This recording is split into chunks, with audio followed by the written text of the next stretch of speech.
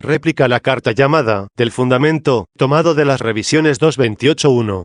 El libro en réplica a la carta de Manès llamada Del Fundamento refuta solamente su comienzo.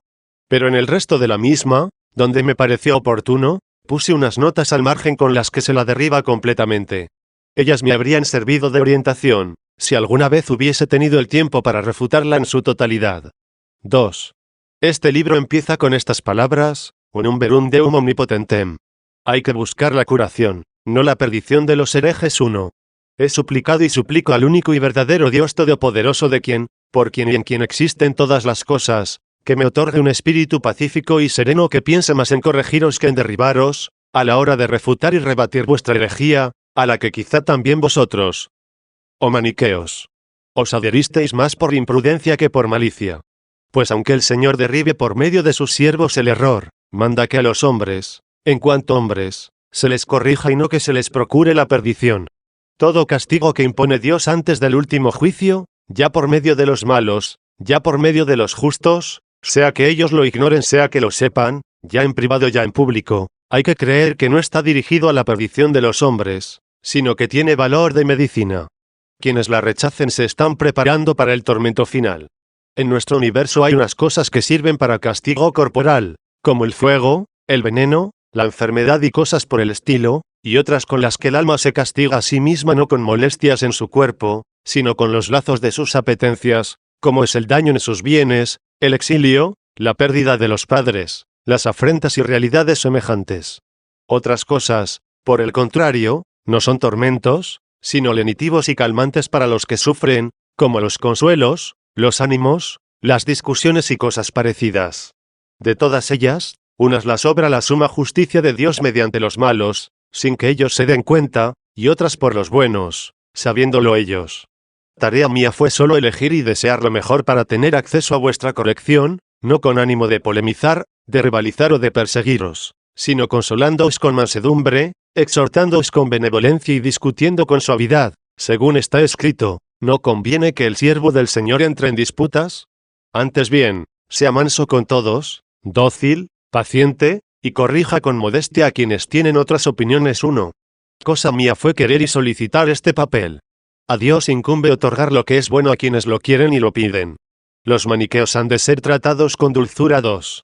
Sean crueles con vosotros quienes ignoran con cuánta fatiga se halla la verdad, y cuán difícilmente se evitan los errores. Sean crueles con vosotros quienes ignoran cuán raro y arduo es superar las imaginaciones de la carne con la serenidad de una mente piadosa. Sean crueles con vosotros quienes ignoran cuán difícil es curar el ojo del hombre interior para que pueda ver el sol, que le es propio, no este que adoráis, que brilla y resplandece a los ojos de carne de los hombres y de los animales, sino aquel otro del que dijo el profeta: ha salido para mí el sol de justicia. 2, y del que se dice en el Evangelio: era la luz verdadera que ilumina a todo hombre que viene a este mundo. 3. Sean crueles con vosotros quienes ignoran tras cuántos suspiros y gemidos acontece el poder comprender, por poco que sea, a Dios. Finalmente, sean crueles con vosotros quienes nunca se vieron engañados en error tal cual es ese en que os ven a vosotros. Agustín, maniqueo en otro tiempo. 3. Pero yo, que, errante por tanto tiempo, pude ver al fin en qué consiste esa verdad que se percibe sin relatos de fábulas vacías de contenido. Yo, que, miserable, apenas merecí superar, con la ayuda del Señor, las vanas imaginaciones de mi alma, coleccionadas en mis variadas opiniones y errores. Yo, que tan tarde me sometí a médico tan clementísimo que me llamaba y halagaba para eliminar las tinieblas de mi mente. Yo, que tanto tiempo lloré para que la sustancia inmutable e incapaz de mancillarse se dignase manifestarse a mi interior, testimoniándola los libros divinos. Yo, en fin, que busqué con curiosidad, escuché con atención y creí con temeridad todas aquellas fantasías en que vosotros os halláis enredados y atados por la larga costumbre, y que me afané por persuadir a cuantos pude y defendí con animosidad y terquedad contra otros. Yo en ningún modo puedo ser cruel con vosotros a quienes ahora debo soportar como en otro tiempo a mí mismo, y debo usar con vosotros de la misma paciencia de que usaron conmigo mis cercanos cuando erraba, lleno de rabia y ceguera, en vuestras doctrinas. Mas para que la mansedumbre os resulte más fácil y no os opongáis a mí con espíritu hostil, dañoso para vosotros, es conveniente pediros que, ante un juez cualquiera, puesto por ambas partes, depongamos toda arrogancia. Ninguno de nosotros afirme haber hallado la verdad. Busquémosla como si unos y otros la desconociésemos. Se la podrá investigar con esmero y concordia, si no se cree, con temeraria presunción, haberla hallado y conocido ya. Y si no puedo conseguir esto de vosotros, concededme al menos que os escuche ahora como si fuese la primera vez, y me resultaseis desconocidos, y que como si fuese la primera vez os examine. Creo que es justo lo que pido, pero con la única condición de no orar en vuestra compañía, no asistir a vuestras reuniones, de no llamarme maniqueo, si no me dais una razón clara, sin oscuridad alguna, acerca de cuanto concierne a la salud del alma, que le sujeta a la Iglesia Católica 4. Dejando de lado la purísima sabiduría cuyo conocimiento solo llegan en esta vida unos pocos espirituales, de modo que la conocen sin duda alguna, pero, por ser hombres, solo en una pequeñísima parte, a la multitud le otorga la máxima seguridad no la agudeza de la inteligencia, sino la simplicidad de la fe. Aun dejando de lado, repito, esta sabiduría que vosotros no creéis que se halla en la Iglesia Católica, hay muchas otras cosas que me sujetan justamente en su seno. Me sujeta el consenso de los pueblos y las naciones. Me sujeta su autoridad incoada con milagros, nutrida con la esperanza, acrecentada con el amor y asentada con la antigüedad. Me sujeta la sucesión de sacerdotes desde la misma cátedra del apóstol Pedro a quien el Señor confió, después de su resurrección, el pastoreo de sus ovejas, hasta el episcopado actual. Me sujeta finalmente el mismo nombre de católica, que no sin motivo solo esta Iglesia obtuvo entre tantas herejías. Así, no obstante que todos los herejes quieren llamarse católicos, cuando algún forastero pregunta dónde se reúne la católica, ninguno de ellos osa indicarle la propia basílica o casa. Por tanto, esas cadenas del nombre cristiano, tan numerosas y tan fuertes, sujetan en la Iglesia Católica al hombre de recta fe, incluso si por la lentitud de nuestra inteligencia o por los méritos de nuestra vida aún no se manifiesta la verdad en todo su resplandor. Entre vosotros, en cambio, entre quienes no existe ninguna de esas realidades, que me inviten y me sujeten, no se oye otra cosa que la promesa de la verdad. Verdad, que si se manifiesta tan a las claras que no quepa la duda de ser antepuesta a todas aquellas realidades, que me mantienen en la católica. Pero si solo se promete y no se muestra, nadie me apartará de aquella fe, que ata mi alma a la religión cristiana con tantos y tan poderosos lazos. Contra el título de la carta de Manés 5. Veamos, pues, lo que me enseña Manés. Examinemos ante todo aquel libro al que denomináis Carta del Fundamento, en la que se contiene casi todo lo que vosotros creéis. Cuando se nos leía en aquel tiempo de mi miseria, nos decíais que éramos iluminados por vosotros. Comienza así, Manés, apóstol de Jesucristo por la providencia de Dios Padre. Estas son las palabras saludables que emanan de la fuente perenne y viva. Si os place, considerad con buena paciencia qué es lo que pregunto. No veo que él sea apóstol de Cristo. Os suplico que no os enojéis y comencéis a maldecirme. Sabéis que me he propuesto no creer temerariamente nada de lo dicho por vosotros. Pregunto, pues, ¿quién es ese Manés? Respondéis, el apóstol de Cristo. No lo creo. No tendrás ya que decir o hacer. Me prometes la ciencia de la verdad, y ahora me obligas a que crea lo que ignoro. Quizá me leas el Evangelio e intentes mostrarme en él quién es Manés. ¿Y si te encontrases con alguien que aún no cree en el Evangelio? ¿Qué harías si te dijese, no lo creo? Yo, en verdad, no creería en el Evangelio si no me impulsase a ello la autoridad de la Iglesia Católica. Por tanto, si obedecí a los que me decían que creyese al Evangelio, ¿por qué no he de obedecer a los que me dicen, no creas a los maniqueos? Elige lo que quieras. Si dices, cree a los católicos, ellos me amonestan a que no os otorgue la más mínima fe. Por tanto, creyéndoles a ellos, no puedo creerte a ti. Si dices, no creas a los católicos, no obrarás rectamente al obligarme a creer a Manés en virtud del Evangelio, porque he creído en él por la predicación de la católica. Si, por el contrario, dice, hiciste bien en creer a los católicos en cuanto alaban el Evangelio, pero no hiciste bien en creerlos cuando vituperan a Manés. ¿Me crees tan necio como para creer lo que tú quieras y no creer lo que tú no quieras, sin dar razón alguna? Mi comportamiento es, pues, mucho más justo y más cauto al no pasar a ti, dado que al menos una vez he creído a los católicos, a no ser que en vez de mandarme creer, me hagas saber algo con toda claridad y evidencia. En consecuencia, si has de darme alguna razón, deja de lado el Evangelio. Si te agarras al Evangelio, yo me agarraré a aquellos por cuyo mandato creí al Evangelio, y por cuya orden en ningún modo te creeré a ti. Porque si, casualmente, pudieras hallar algo claro en el Evangelio sobre la condición de apóstol de Manés, ¿Tendrás que quitar peso ante mí a la autoridad de los católicos que me ordenan que no te crea? Pero disminuida esa autoridad ya no podré creer ni en el Evangelio, puesto que había creído en él amparándome en la autoridad de ellos. Y de esa manera, ningún valor tendrá para mí lo que saques de él. Por tanto, si en el Evangelio no se habla nada claro sobre la condición de apóstol de Manés, creeré a los católicos antes que a ti. Si, en cambio, lees en él algo claro en favor de Manés, no te creeré ni a ti ni a ellos. A ellos no les creeré porque me engañaron respecto a ti. A ti tampoco porque me presentas una escritura en la que había creído gracias a aquellos que me han mentido. Pero, lejos de mí no creer al Evangelio. Creyendo en él no hallo modo de poder creer también en ti. Entre los nombres de los apóstoles, que allí se leen 4 no se halla el de Manés. En los Hechos de los Apóstoles leemos quién ocupó el lugar del que entregó a Cristo 5. Si creo en el Evangelio, necesariamente he de creer en ese libro, porque la autoridad católica me encarece igualmente uno y otro escrito. En el mismo libro leemos también el relato conocidísimo de la vocación y apostolado de Pablo 6. Léeme ya, si puedes, un texto del Evangelio donde se nombre a Manés como apóstol, o de cualquier otro libro en el que confiese haber creído ya. ¿Vas a leerme, acaso, aquel en el que el Señor prometió a los apóstoles el Paráclito? Respecto a ese texto, considera cuántas y de cuán gran peso son las razones que me apartan y me impiden creer a Manés. ¿Por qué Manés se designa apóstol de Cristo? 6. Pregunto, pues, porque la carta comienza con estas palabras, Manés, apóstol de Jesucristo, y no con estas, el Paráclito, apóstol de Jesucristo? Si fue el Paráclito enviado por Cristo quien envió a Manés. ¿Por qué se lee, Manés, apóstol de Jesucristo, y no más bien, Manés, apóstol del Paráclito? Si afirmas que Cristo y el Espíritu Santo son la misma cosa, contradices a la Escritura en la que dice el Señor, y os enviaré otro Paráclito 7.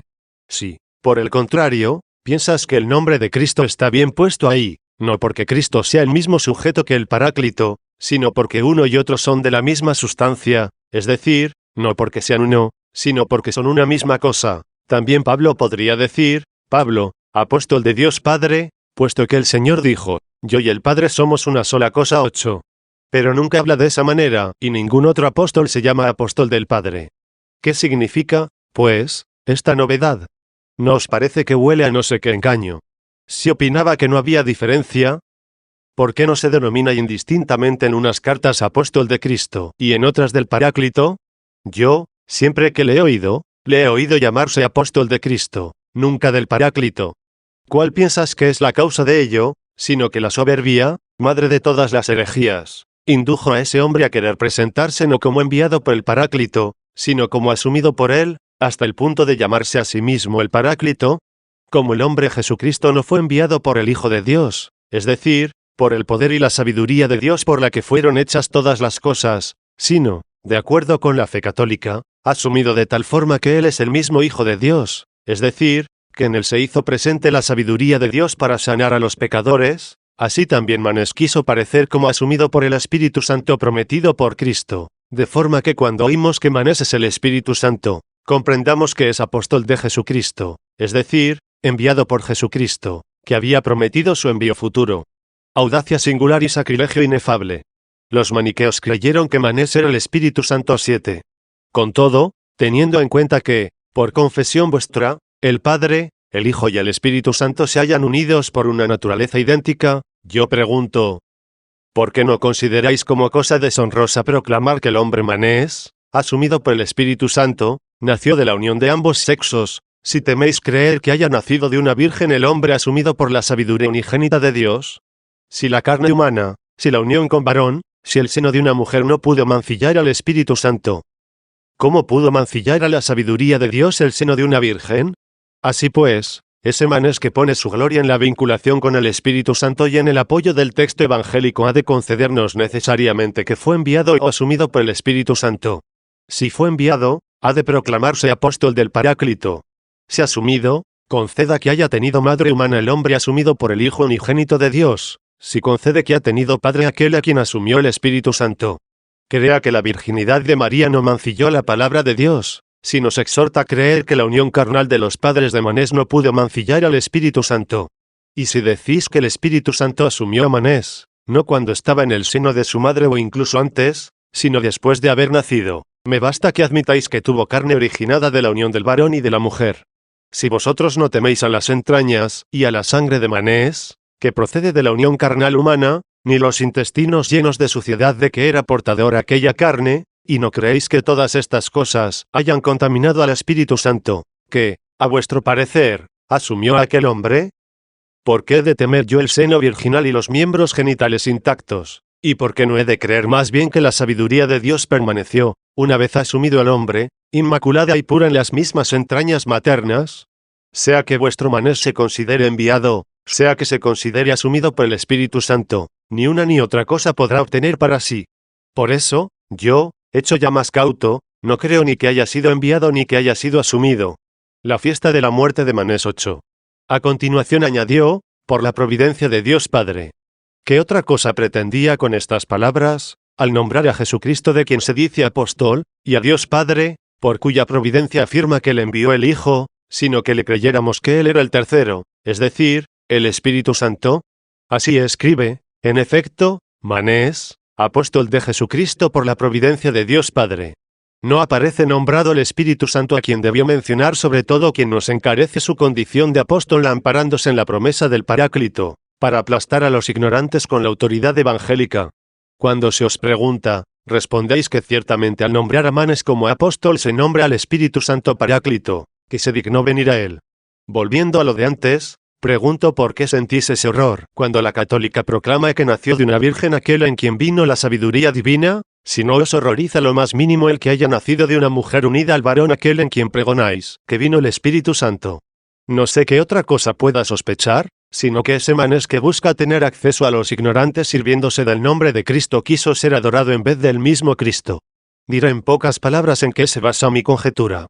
Cuando era oyente vuestro, os preguntaba con frecuencia cuál era el motivo por el que celebráis la Pascua del Señor la mayor parte de las veces sin ninguna solemnidad, otras veces muy tibiamente y sin apenas concurrencia, sin vigilias, sin un ayuno de mayor duración para los oyentes, y, en definitiva, sin ninguna manifestación festiva, mientras que vuestro bema, es decir, el día en que Manés fue asesinado lo celebráis con grandes honores, levantando un estrado de 5 peldaños a modo de tribunal, que adornáis con telas preciosas, lo ponéis a la vista de todos y lo ofrecéis para que lo adoren.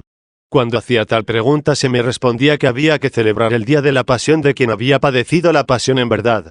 Pues Cristo, puesto que ni nació, ni mostró a los ojos humanos carne verdadera, sino simulada, tampoco sufrió la pasión, sino que la simuló. ¿Quién no gemirá por unos hombres que queriendo pasar por cristianos temen que se mancille la verdad al contacto con el seno de una virgen, y no temen que se mancille con la mentira?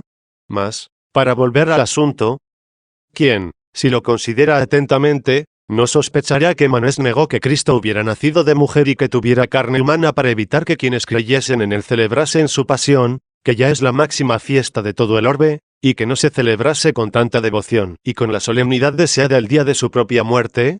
En aquella festividad del Bema nos agradaba sobre todo el celebrarla en lugar de la Pascua, puesto que si deseábamos tan ardientemente aquel día de fiesta se debía a que había sustituido a otro que solía ser también muy dulce.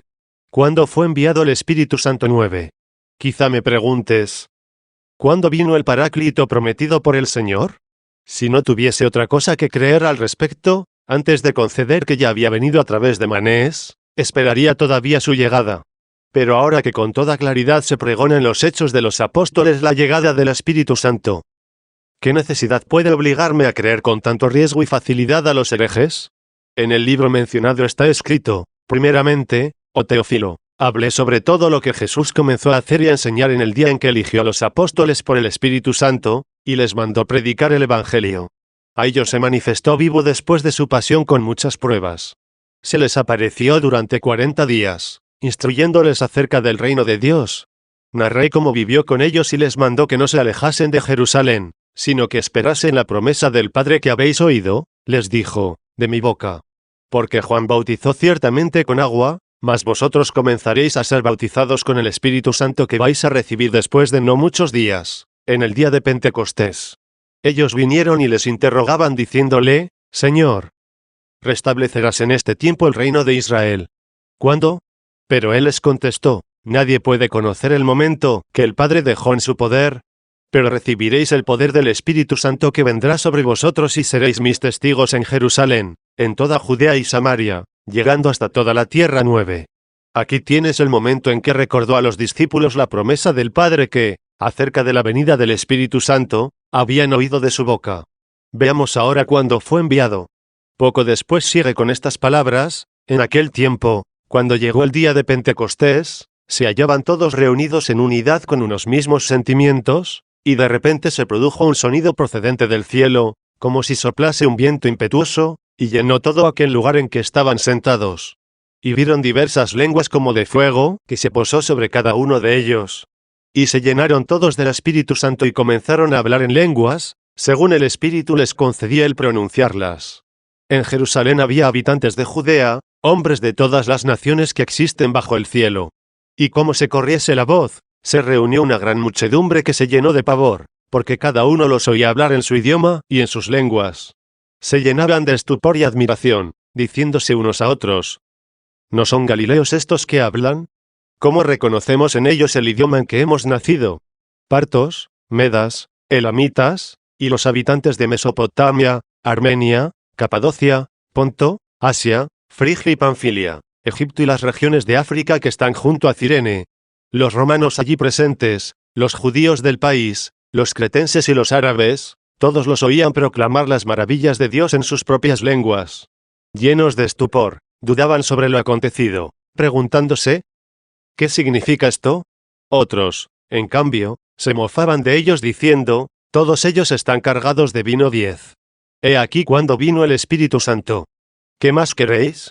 Si hay que creer a las Escrituras, ¿por qué no he de creer a estas cosas, que están confirmadas por una robustísima autoridad, que merecieron brillar ante los pueblos y ser encarecidas y anunciadas a la posteridad, juntamente con el Evangelio, según el cual creemos también que el Espíritu Santo fue prometido? Cuando leo estos hechos de los apóstoles, unidos al Evangelio por una misma autoridad, hallo no solo que el Espíritu Santo fue prometido a aquellos verdaderos apóstoles, sino también que fue tan claramente enviado que no queda lugar alguno para el error al respecto. Doble donación del Espíritu Santo. 10. La glorificación de nuestro Señor ante los hombres es su resurrección de los muertos y su ascensión al cielo. Está escrito en el mismo Evangelio según Juan: el Espíritu aún no había sido otorgado, porque Jesús aún no había sido glorificado. 11. Si aún no había sido otorgado porque Jesús aún no había sido glorificado, necesariamente fue otorgado inmediatamente después de glorificado Jesús. Y, en atención a su doble glorificación, en cuanto hombre y en cuanto Dios, se otorgó dos veces ese Espíritu Santo. Una vez, después de resucitado de los muertos, cuando sopló al rostro de los discípulos, diciendo: recibid el Espíritu Santo. 12, y otra, 10 días después de haber ascendido al cielo. Este número simboliza la perfección, puesto que para formarlo se añade a la Trinidad del Creador el número 7 en el que se sostiene toda la creación.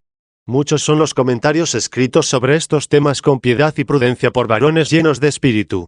Pero yo no me apartaré de mi propósito. Me propuse actuar de entrada con vosotros no en plan de enseñaros algo, cosa que quizá juzguéis fruto del orgullo, sino como intentando aprender de vosotros lo que no fui capaz de hacer en 9 años. Así pues, tengo escrituras a que creer respecto a la llegada del Espíritu Santo. Si me prohibís creer en ellas, para no creer temerariamente lo que desconozco, es exhortación habitual vuestra, mucho menos creeré a las vuestras. Por tanto, o quitad todos los libros de en medio y descubrid con la discusión la verdad de la que no me sea posible dudar, o presentadme tales libros que no me impongan con arrogancia lo que he de creer, sino que me muestren sin engaño lo que he de aprender. Dirás quizá que esta carta es tal. No quiero demorarme más en su umbral. Veamos su interior. Primeras declaraciones de la carta 11. Estas son, dice, las palabras saludables que emanan de la fuente perenne y viva. Quien las oiga y primeramente las cree y luego cumpla lo que ordenan, nunca estará sujeto a la muerte, antes bien disfrutará de una vida eterna y gloriosa. En efecto, ha de ser considerado justamente dichoso quien haya sido instruido por este divino conocimiento. Liberado por él permanecerá en la vida sempiterna. También esto, como veis, es una promesa, aún no la manifestación de la verdad. Y también vosotros podéis advertir muy facilísimamente que bajo ese velo se pueden disimular cualesquiera errores, para que se deslicen, sin advertirlo, a las almas de los ignorantes por una puerta engalanada. Si dijere, estas son las palabras pestíferas que emanan de una fuente venenosa, Quien las oiga y primeramente las cree y luego cumpla lo que ordenan, nunca será restablecido en la vida. Antes bien, sufrirá el castigo de una muerte penosa, pues efectivamente hay que considerar miserable a quien se vea enredado en esta infernal ignorancia, que le hundirá en los tormentos eternos en que tendrá que permanecer. Sí, pues, dijese eso, diría la verdad, pero no solo no conquistaría ningún lector para tal libro, sino que incitaría a que le odiasen intensamente todos aquellos a cuyas manos fuese a parar. Pasemos, por tanto, a lo siguiente, y no nos dejemos engañar por estas palabras, que pueden ser comunes a buenos y malos, a sabios y a ignorantes. ¿Cómo sigue, entonces? La paz de Dios invisible y el conocimiento de la verdad esté con todos los santos y queridísimos hermanos que creen y sirven juntamente a los mandatos celestiales. Sea así como dice, pues se trata de un deseo bueno y muy aceptable. Recordemos simplemente que tales palabras pueden decirlas tanto los buenos doctores como los engañadores. Y así, si no dijeran otras palabras fuera de estas, concedería que todos deberían leerlas y abrazarlas. Tampoco reprobaría las que siguen. Continúa así: la diestra de la luz os defienda y os libre de toda incursión del maligno y de los lazos del mundo. No quiero reprender nada absolutamente de lo que contiene el comienzo de esta carta, hasta llegar a lo que es la causa del mismo, para no consumir gran parte de la obra en asuntos de menor importancia. Veamos ya la evidentísima promesa de ese hombre. Manes dice cosas no solo inciertas, sino también increíbles. 12. Me indicaste, queridísimo hermano Patricio, que deseabas saber cómo fue el nacimiento de Adán y Eva, es decir, si fueron proferidos por la palabra, o engendrados del cuerpo. Al respecto se te responderá como conviene. Muchos, en distintos escritos y revelaciones, han introducido y mencionado datos dispares. Por ello casi todas las gentes ignoran la verdad del caso, incluidas todas aquellas que por largo tiempo y abundantemente discutieron sobre ello. Pues si a ellos les hubiese acontecido conocer lo concerniente al nacimiento de Adán y de Eva, nunca hubiesen estado sometidos a la corrupción y a la muerte. Así pues, se nos promete un conocimiento claro de esa realidad para no quedar sometidos a la corrupción y a la muerte. Y, por si aún fuera poco, mira cómo sigue: necesariamente, dice, han de mencionarse muchas otras cosas para poder llegar a tal misterio sin ambigüedad. Esto es lo que decía, a saber, que se me debía mostrar la verdad de tal modo que llegase a ella sin ambigüedad alguna. Aunque él no lo hubiese prometido, convenía que yo exigiese y reclamase eso mismo, para que, ante la gran recompensa de un conocimiento evidente y asegurado, no fuese para mí motivo de vergüenza el pasar de cristiano católico a maniqueo, cualesquiera que fuesen los que se opusiesen. Oigamos ya lo que aporta. Por eso, si te parece, dice, escucha primero lo que aconteció antes de la formación del mundo, y de qué modo se entabló un combate, para que puedas discernir la naturaleza de la luz y la de las tinieblas. Ya acaba de proponer cosas increíbles y absolutamente falsas. ¿Quién puede creer que haya tenido lugar un combate antes de la creación del mundo? Y, aunque fuese creíble, ahora lo que queremos es no creerlo, sino saberlo. Quien dice que hace muchos años combatieron entre sí los persas y los escitas, dice algo creíble, algo que, sin embargo, podemos creer por haberlo oído o leído, pero no conocer por haberlo vivido y comprendido por experiencia. Sí, pues, rehusaría dar fe a Manes si me hubiese dicho algo de ese estilo. No prometió algo que me viese obligado a creer, sino cosas que podía conocer sin ambigüedad.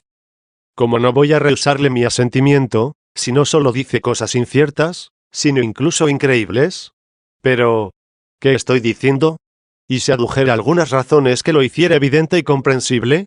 Escuchemos, pues, con toda paciencia y suavidad, si podemos, lo que sigue. Las dos sustancias contrarias. 13. Al comienzo, dice, hubo dos sustancias, distintas la una de la otra. Dios Padre Eterno en su santa estirpe, magnífico por su poder, verdadero por su misma naturaleza, siempre exultante por su propia eternidad, poseía el imperio de la luz.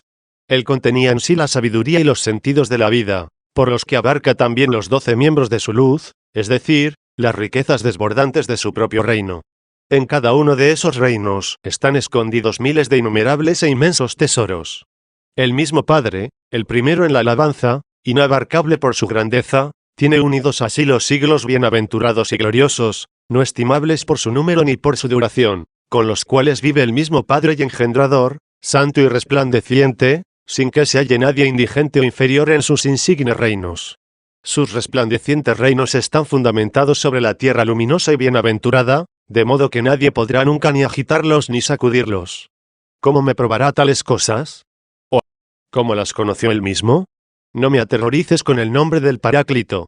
En primer lugar, porque no me acerqué a vosotros para creer lo desconocido, sino para conocer con certeza, habiéndome hecho vosotros mismos más receloso. Vosotros sabéis con cuánta vehemencia acostumbráis a mofaros de quienes creen temerariamente, sobre todo en el caso de que haya prometido poco antes la ciencia plena y segura quien ya comienza narrando cosas inciertas. Manes impone la fe 14.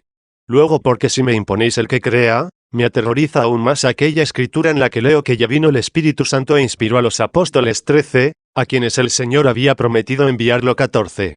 Por tanto, o bien pruébame que es verdad lo que dice, para demostrarme lo que no puedo creer, o bien pruébame que quien lo dice es el Espíritu Santo para que crea lo que no puedes demostrarme. Yo, en efecto, profeso la fe católica y tengo la seguridad de que por ella he de llegar a la ciencia cierta. Tú, en cambio, que intentas arruinar mi fe, comunícame la ciencia cierta, si puedes, para convencerme de que he creído temerariamente lo que he creído. Dos son las cosas que me presentas.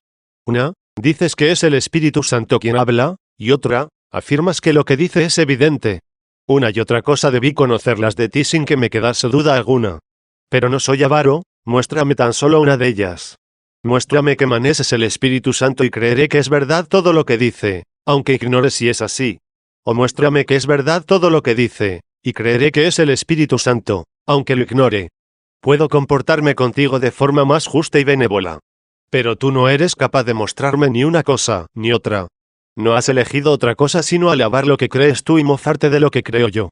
Por tanto, si también yo, a mi vez, alabase lo que creo yo y me mofase de lo que crees tú, ¿qué piensas que deberíamos juzgar o hacer, sino abandonar a los que nos invitan a conocer con certeza, y luego nos imponen el creer cosas inciertas, y seguir a quienes nos invitan a creer primero lo que aún no estamos capacitados para ver, a fin de que, aumentada nuestra capacidad por la misma fe, merezcamos comprender lo que creemos, iluminando y afianzando interiormente nuestra mente no ya hombres, sino el mismo Dios? Y dado que pregunte ya cómo se prueba, pregunto ahora cómo lo conoció él. Si me dice que se lo reveló el Espíritu Santo y que Dios iluminó su mente, para conocer con certeza y evidencia lo que dice, él mismo está indicando la diferencia que existe entre conocer y creer. En efecto, conoce aquel a quien se le muestran esas cosas con toda claridad. En cambio, aquellos a quienes se las relata, no les otorga el conocimiento, sino que les exhorta a que le crean. Y si alguien le da su asentimiento temerariamente, se hace maniqueo no ya conociendo cosas ciertas, sino creyendo otras inciertas. Así me engañó a mí en otro tiempo, cuando era un jovencito ignorante. Él no debió prometernos la ciencia, ni el conocimiento claro, ni el llegar sin duda alguna a aquello que se busca, sino más bien decir que a él se le había mostrado y que aquellos a quienes se les relatan debían de creerle en lo que ignoran. Pero si hubiese dicho tal cosa, ¿quién no le hubiese respondido, si tengo que creer cosas desconocidas, por qué no he de creer más bien aquellas que ya celebra el consenso de doctos e indoctos, y están ya afianzadas en todos los pueblos por una autoridad de gran peso? Él, temiendo que se le arguyese de esa manera, cubre de nieblas a los ignorantes, primero prometiéndoles el conocimiento de cosas ciertas, y luego imponiéndoles la fe de cosas inciertas. Si se le dice que al menos haga saber que le fueron mostradas esas cosas, desfallece de idéntica manera, y manda que creamos también eso. ¿Quién podía soportar tan grande falacia y tamaña soberbia? Manés no dice solo cosas inciertas, sino falsas 15. ¿Qué estoy diciendo? Con la ayuda de nuestro Dios y Señor, estoy afirmando que cuanto dice Manés no solo es incierto, sino incluso falso. Puede hallarse cosa más desdichada que esta superstición, que no solo no muestra la ciencia y la verdad que promete, sino que afirma cosas que contradicen abiertamente a la ciencia y a la verdad. Esto aparecerá más claramente en lo que sigue. Dice así: a una parte y a un lado de aquella tierra santa y luminosa se hallaba la tierra de las tinieblas, profunda e inmensa por su grandeza, en la que habitaban los cuerpos ígneos, es decir, las razas pestíferas. Aquí existían tinieblas infinitas, brotando de la misma naturaleza, inmensas y con sus propios vástagos. Más allá de ellos estaban las aguas cenagosas y turbias con sus habitantes, dentro de ellas vientos horribles e impetuosos con su propio príncipe y padres. Dentro, a su vez, se hallaba la región del fuego, incorruptible, con sus jefes y naciones. De igual manera, más dentro, una raza llena de oscuridad y humo, en que moraba el cruel príncipe y jefe de todos, teniendo a su lado otros innumerables príncipes, de los cuales él era la mente y el origen. Estas fueron las 5 naturalezas de la tierra pestífera. Si hubiese dicho que la naturaleza de Dios era un cuerpo aéreo o incluso etéreo, sin duda se habrían reído de él todos los que son capaces de ver con cualquier mirada de una mente ya más serena la naturaleza de esa sabiduría y de la verdad, que no se extiende ni difunde por espacios de lugares, grande y magnífica sin mole alguna, no menor en una parte y mayor en otra, sino igual en todo al Padre Sumo, que no tiene una cosa en un lugar y otra en otro, sino que está íntegro y presente en todas partes. El alma, aunque inmutable, no se extiende espacialmente. 16. Pero, ¿qué diré acerca de la verdad y la sabiduría que sobrepasa todas las potencias del alma, si la naturaleza del alma misma, cuya mutabilidad salta a la vista, no ocupa, con cierta mole propia, lugar en el espacio? Todo lo que posee algún volumen no puede sino ser menor en sus partes, teniendo una cosa en un lugar y otra en otro. En efecto, el dedo es menor que la mano entera y un dedo menor que dos y un dedo ocupa un lugar y otro dedo otro, y otro el resto de la mano. Esto lo vemos solo en las moles articuladas de los cuerpos. Tampoco una parte de la tierra está donde se halla la otra, porque cada una tiene su propio lugar. Y una parte menor de un líquido ocupa un lugar menor y una parte mayor otro mayor, y una parte de él está en el fondo del recipiente, mientras que otra se halla al borde del mismo. Igualmente las partes del aire llenan cada una su lugar, y no puede darse que el aire del que está llena esta casa pueda tener consigo al mismo tiempo en la misma casa también el aire que tienen las vecinas. Respecto a la luz, una parte penetra por esta ventana, otra por aquella, la mayor por la mayor y la menor por la menor. No puede darse en absoluto ningún cuerpo, celeste o terrestre, gaseoso o líquido, que no sea menor en una parte que en la totalidad, ni puede tener tampoco al mismo tiempo una parte en el lugar de otra, sino que al tener una en un sitio y otra en otro, se extiende gracias a su mole distante por lugares espaciales y divisible o, por decir así, seccionable. La naturaleza del alma, en cambio, aunque no se considere aquella su facultad por la que comprende la verdad, sino aquella otra inferior mediante la cual contiene el cuerpo y siente en él, en ningún modo se da que se extienda por el espacio en virtud de mole alguna. Ella está presente a sí misma en su totalidad en cada una de sus partes, puesto que siente toda ella en cada una de ellas, ni una parte de ella es menor en el dedo y mayor en el brazo, en la proporción en que el dedo es menor que el brazo, sino que en todo lugar es igual, porque en todo lugar está entera. Cuando se toca a un dedo, el alma no siente mediante el cuerpo entero y, sin embargo, siente toda entera. Aquel contacto no se le oculta a ella entera, cosa que no sería posible si ella no estuviese presente a sí misma toda entera. Ni estaría presente a sí misma entera cuando se toca el dedo y siente en el dedo, de forma que abandone el resto del cuerpo para concentrarse en aquel único lugar en que siente. Antes bien, cuando toda ella siente en el dedo de la mano, si se toca otro lugar en el pie, no deja de sentir toda ella en tal lugar. Y si ella está entera al mismo tiempo en los distintos lugares, alejados unos de otros, sin abandonar a uno para estar entera en otro, ni tiene uno y otro en modo de tener aquí una parte y allí otra, sino que es capaz de mostrarse toda entera al mismo tiempo en los distintos lugares. Como siente entera en cada uno de ellos, muestra con suficiencia que no está ligada al espacio. Capacidad de la memoria 17. ¿Qué decir?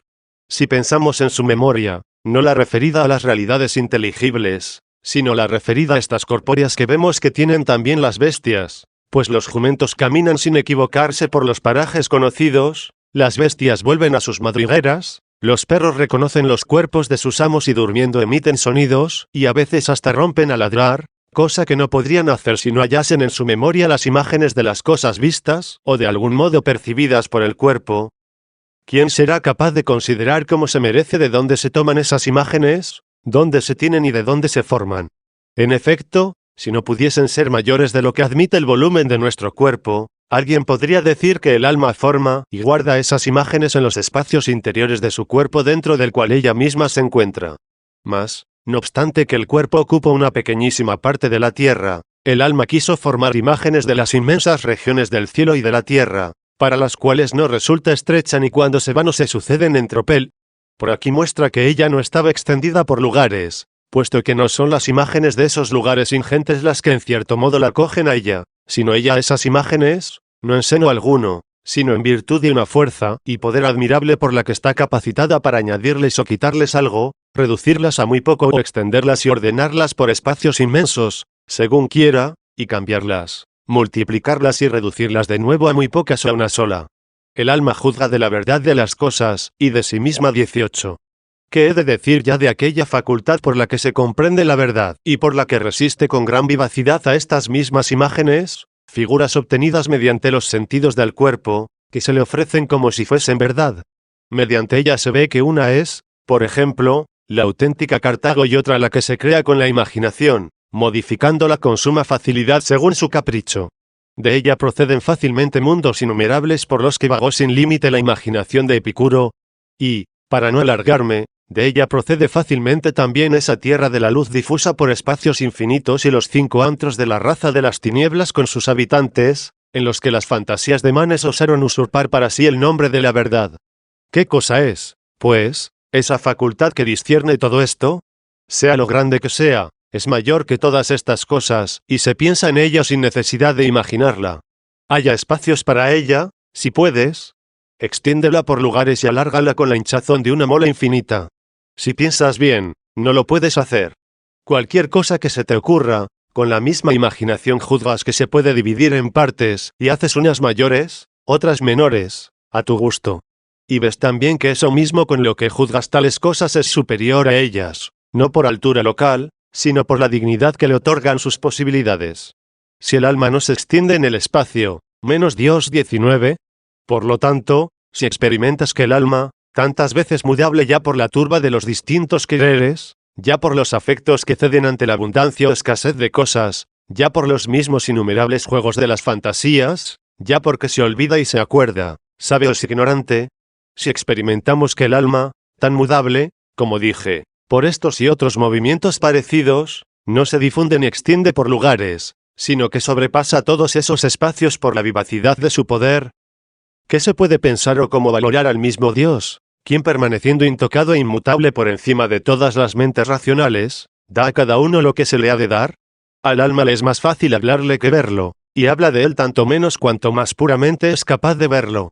Sí, como vociferan las imaginaciones de los maniqueos, se extiende, limitado localmente por una parte, mientras por las demás es infinito, entonces las partes que hay en él, por grandes que sean, y sus innumerables fragmentos podrían ser medidas unas como mayores y otras como menores, según el capricho de quien las imagina. Por ejemplo, una parte de 2 pies sería menor en 8 pies respecto a otra que tuviese 10. Así acontece necesariamente a todas las naturalezas que, extendidas por tales espacios, no pueden hallarse enteras en todas partes. Nada de esto se halla en el alma, y quienes no son capaces de comprenderlo piensan del alma algo que no corresponde a su forma de ser, e inadecuado. Fantasías sobre la doble tierra. 20.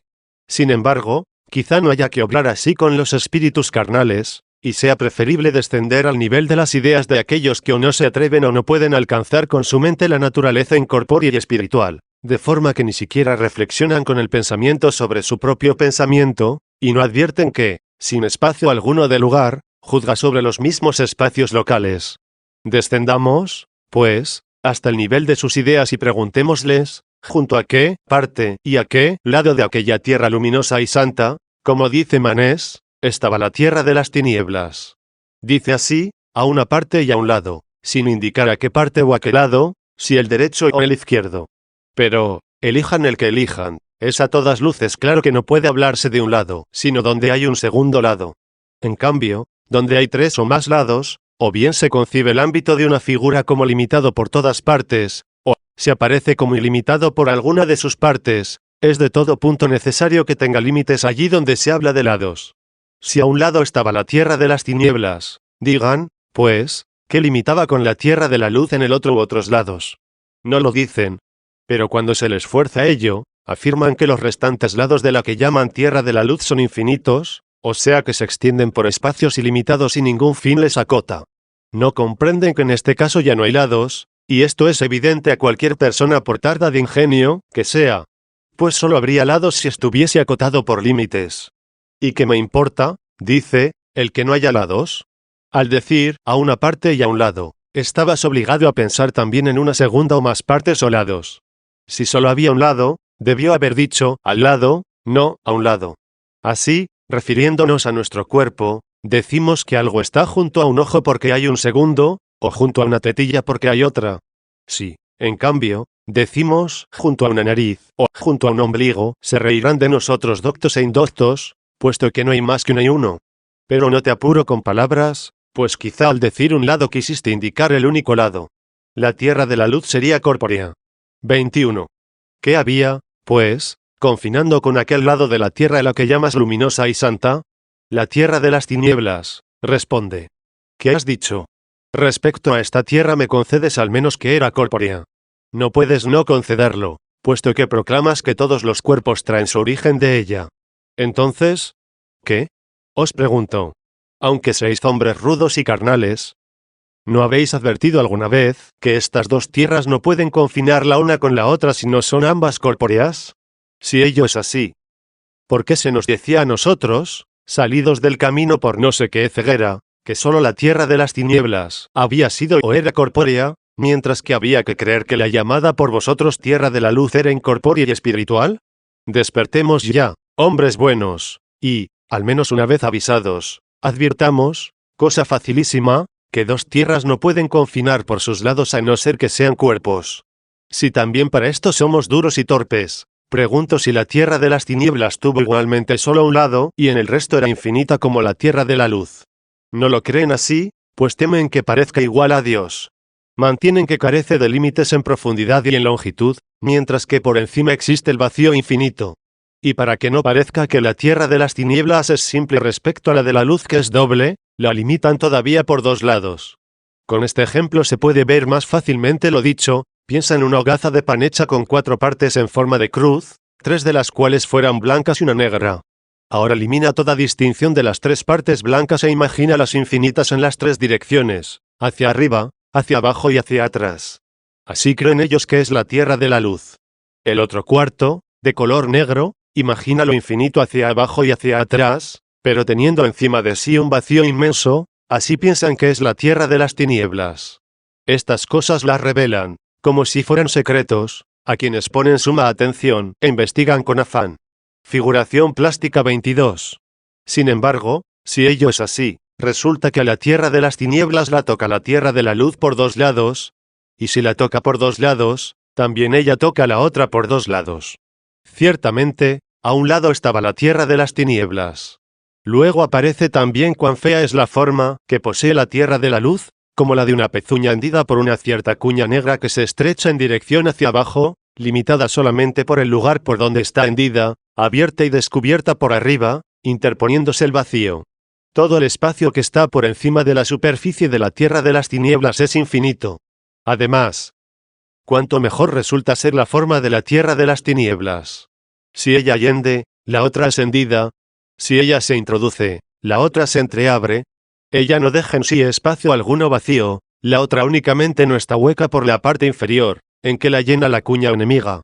Así pues, los hombres ignorantes y avaros, al tributar un mayor honor a la multitud de partes que a la unidad, hasta el punto de atribuir 6 partes a la tierra de la luz, 3 hacia abajo y 3 hacia arriba, prefirieron que la tierra de la luz fuese penetrada, antes que fuese ella la que penetrase en la otra. Con tal figuración, aunque nieguen que se haya mezclada, no pueden negar que haya sido penetrada. El antropomorfismo, más tolerable que el maniqueísmo 23. Establece ahora la comparación no con los varones espirituales de la fe católica, en quienes el alma, en la medida en que le es posible en esta vida, ve que la sustancia y la naturaleza divina no se extiende por lugar alguno, ni tiene figura mensurable por líneas. Establece la comparación con los que entre nosotros son carnales y párvulos, quienes, cuando oyen que se mencionan en alegoría algunos miembros del cuerpo humano referidos a Dios, cual los ojos o los oídos, acostumbran a imaginarse a Dios, según la libertad que les concede su imaginación, con figura de cuerpo humano. Compara ya a estos con aquellos maniqueos que suelen descubrir estas vaciedades, como si fueran grandes secretos, a los hombres atentos y curiosos, y considera que pensamientos son más tolerables y honestos referidos a Dios, si aquellos que le creen con forma humana dotada de la suma dignidad en su género, o la de aquellos otros que le creen difuso con una mola infinita, pero no en todas las direcciones, sino infinito y sólido por 3 de sus cuartos, y por la otra, en cambio, hueco por arriba a causa del vacío y por abajo penetrado por la cuña de la tierra de las tinieblas. O, si es mejor decirlo así, abierto por arriba por su propia naturaleza y penetrado por abajo por una naturaleza extraña. Mira que yo me río contigo de los hombres carnales que aún no pueden pensar las realidades espirituales y consideran que Dios tiene figura humana.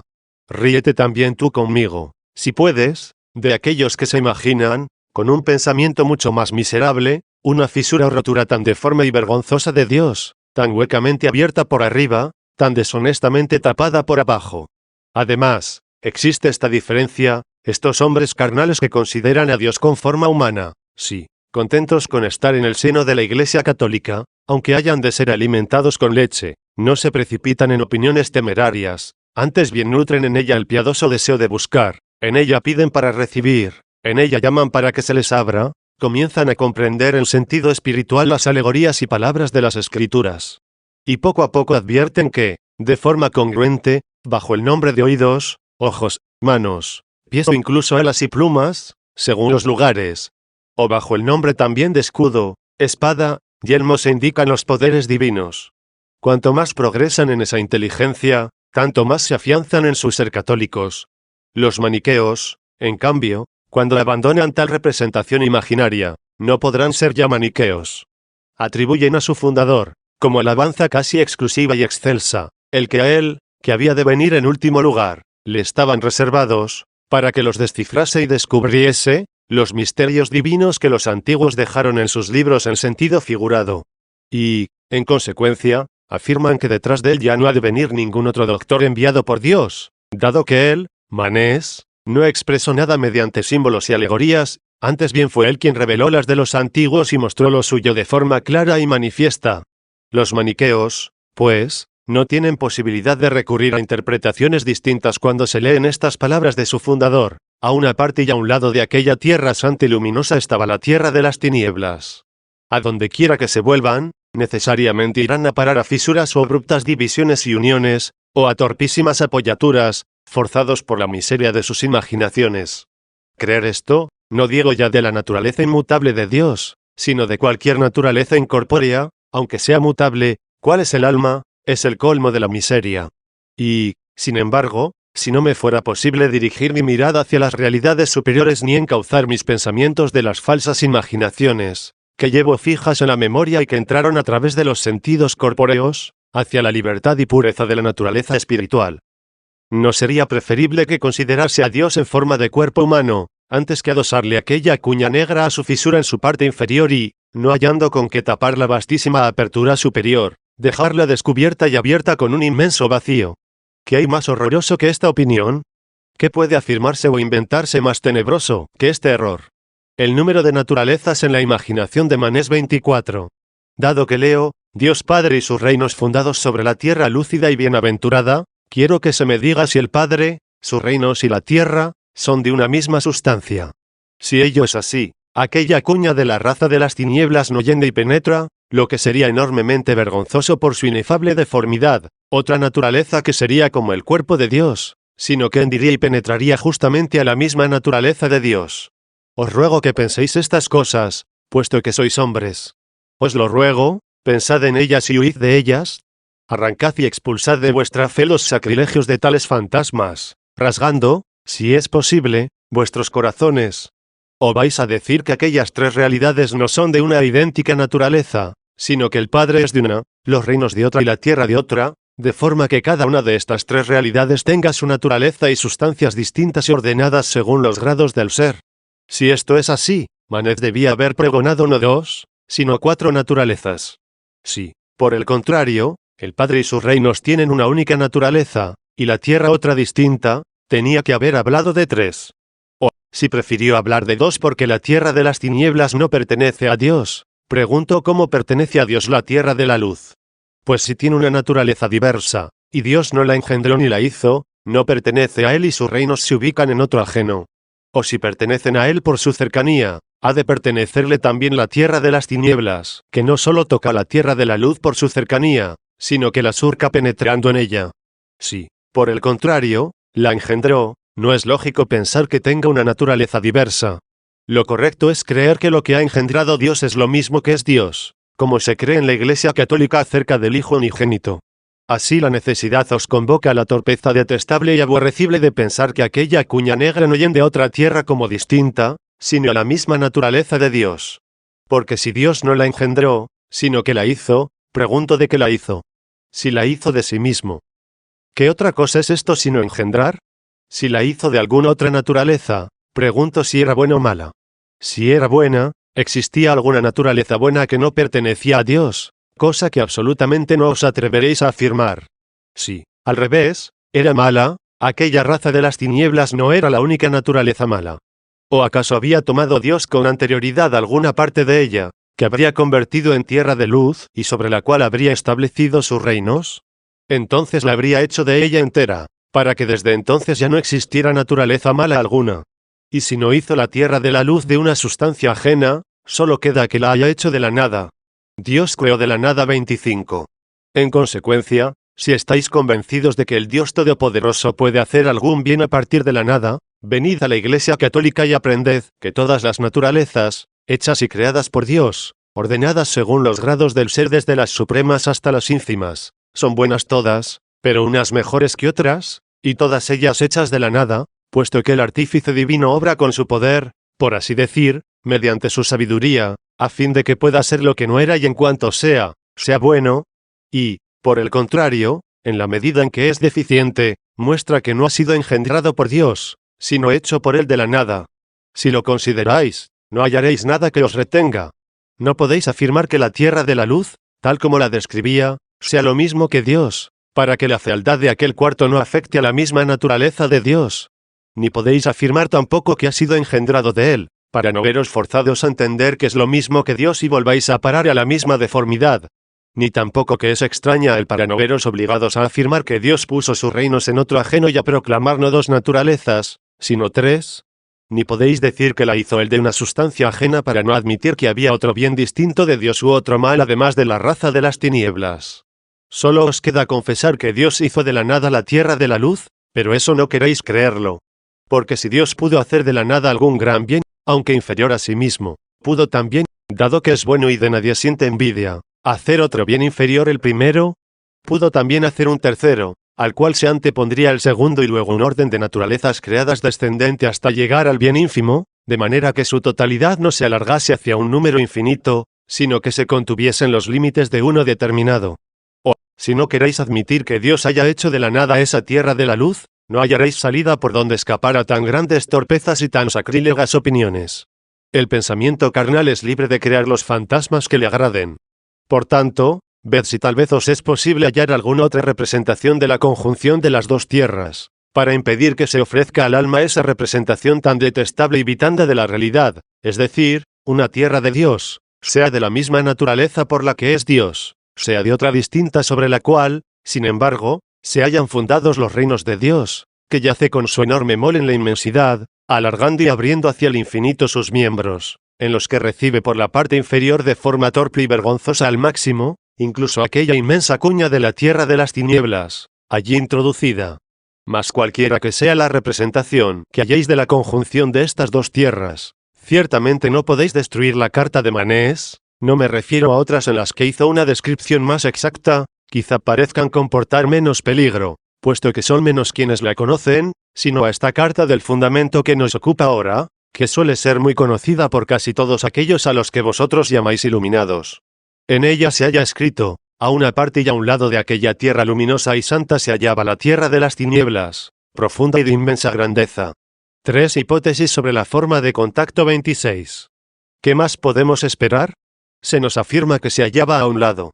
Imaginaos las representaciones que se os antojen y describidla con cualesquiera rasgos. Lo cierto es que aquella mole inmensa de la tierra de las tinieblas tocaba la tierra de la luz por un lado que era o recto o torcido. Pero si era torcido, también aquella tierra santa tenía un lado torcido, pues si ella tiene un lado recto y le toca el lado torcido de la otra tierra, quedan abiertas ciertas cavernas vacías, de profundidad infinita, y entonces ya no existía solo el vacío sobre la tierra de las tinieblas como solíamos oír. Y si ello es así, cuánto mejor sería que la tierra de la luz se apartase un tanto, y aquel vacío fuese tan grande que hiciese imposible el que la tocase por parte alguna la tierra de las tinieblas. Más aún, que hubiese un espacio de vacío tan profundo, que si aparecía alguna maldad de aquella raza de las tinieblas, aunque sus príncipes quisiesen temerariamente pasar a ella, dado que los cuerpos no pueden volar si no tienen el soporte corporal del aire, se precipitaban en aquel vacío. Y siendo infinito hacia abajo, nunca llegarían a tocar fondo alguno y, por tanto, aunque pudiesen vivir por siempre, nunca podrían dañar dado que siempre están cayendo hacia abajo. Otra posibilidad consiste en que se le uniese por un lado torcido y que la tierra de la luz la recibiese, deformada, en su seno torcido. Ahora bien, si esta curva era hacia adentro, a semejanza de un teatro, la tierra de las tinieblas abrazaba la parte torcida de la tierra de la luz recibida en tal seno de una manera no menos deforme. Otra posibilidad, si la tierra de la luz tenía un lado torcido y la de las tinieblas lo tenía recto, no la tocaba en el lado entero. En verdad, como dije antes, mejor sería que no tocase absolutamente nada y hubiese entre ambos un vacío tan grande que separase con el adecuado espacio una y otra tierra, y no permitiese que los que por temeridad o maldad se precipitaban al infinito, hiciesen daño alguno.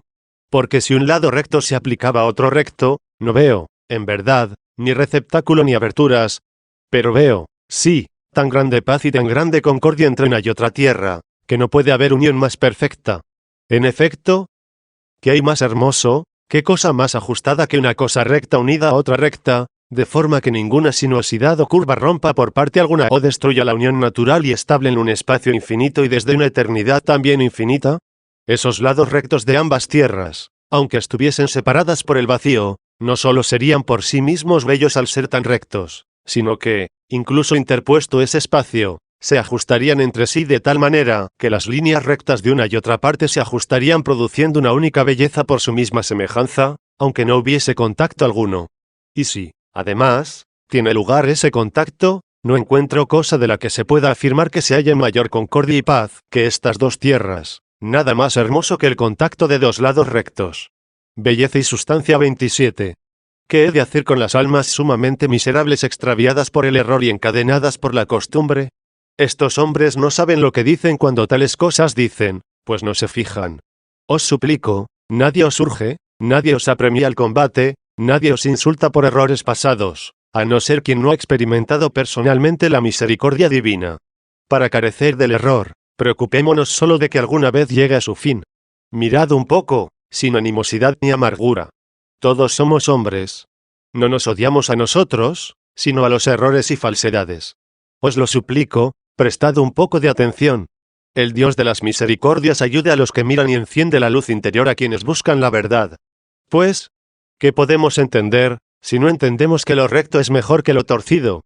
Si aceptáis con modestia y placidez mi pregunta, esta es, si alguien tuerce este lado del reino de las tinieblas, que está en contacto con el lado recto de la tierra de la luz, ¿no le privaría de alguna belleza? Necesariamente habéis de confesar, si no queréis ladrar, que, si se le tuerce, no solo se le priva de belleza propia, sino también de aquella que pudo tener en común al contacto con el lado recto de la tierra de la luz. Así pues, al quitarle la belleza y volviéndole de recto en torcido, para que desapareciese la concordia donde había concordia, y hubiese desajuste donde había ajuste. ¿Acaso se le priva de alguna sustancia?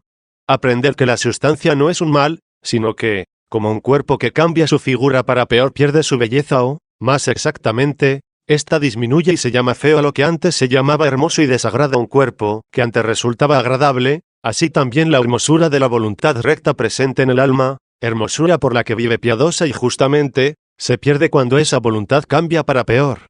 Por ese pecado se vuelve miserable el alma, que obtenía la felicidad de la honestidad de una recta voluntad, sin que su sustancia aumente o disminuya. Pensad, además, en lo siguiente. Aunque os concedamos que aquel lado de la tierra de las tinieblas es malo por otros motivos, en cuanto es oscuro, tenebroso o cualquier otra cosa que pueda afirmarse, en cuanto es recto, no es malo. Como yo concedo que existe en su color algo de malo, de igual modo tenéis que concederme vosotros que en su condición de recto hay algo bueno.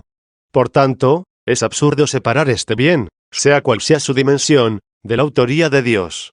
Si no creemos que procede de Dios todo bien presente en cualquier naturaleza, caemos en el más dañino de los errores.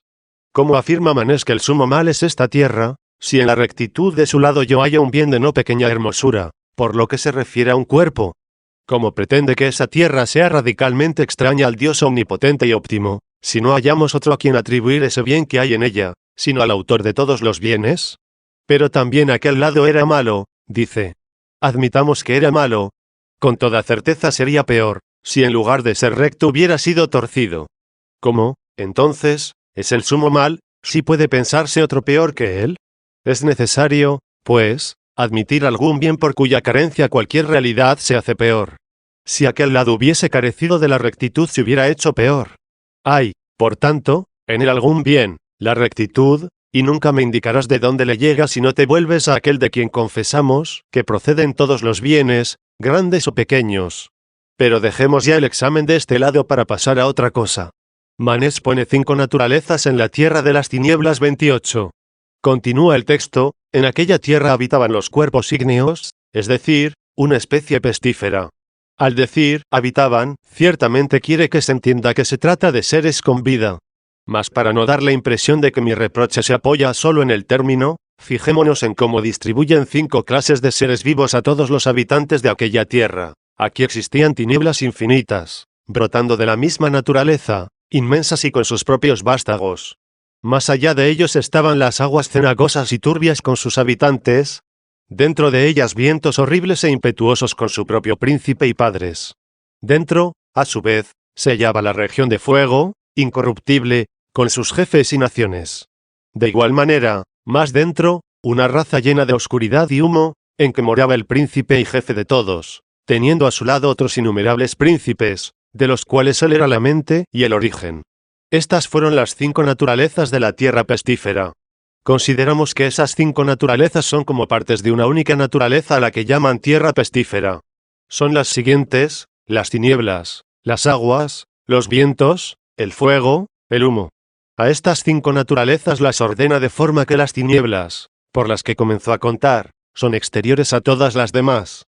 En el interior de ellas coloca las aguas, dentro de las aguas los vientos, dentro de los vientos el fuego y dentro del fuego el humo. Cada una de estas 5 naturalezas tenía también sus respectivas clases de moradores. Eran 5, por tanto. Pregunto, pues, si en esas 5 naturalezas había una única clase de habitantes, o eran diversos como diversas eran las naturalezas. Responden que eran diversos, y en otros libros enseñan que las tinieblas contenían las serpientes, las aguas los animales natátiles, como son los peces, los vientos los volátiles, como son las aves, el fuego a los cuadrúpedos, como son los caballos, los leones y otros de la misma especie, el humo a los bípedos, como son los hombres. Refutación de tales fantasías 29. ¿Quién, pues, estableció este orden? ¿Quién distribuyó y distinguió a las distintas clases? ¿Quién les dio el número, la cualidad, las formas y la vida?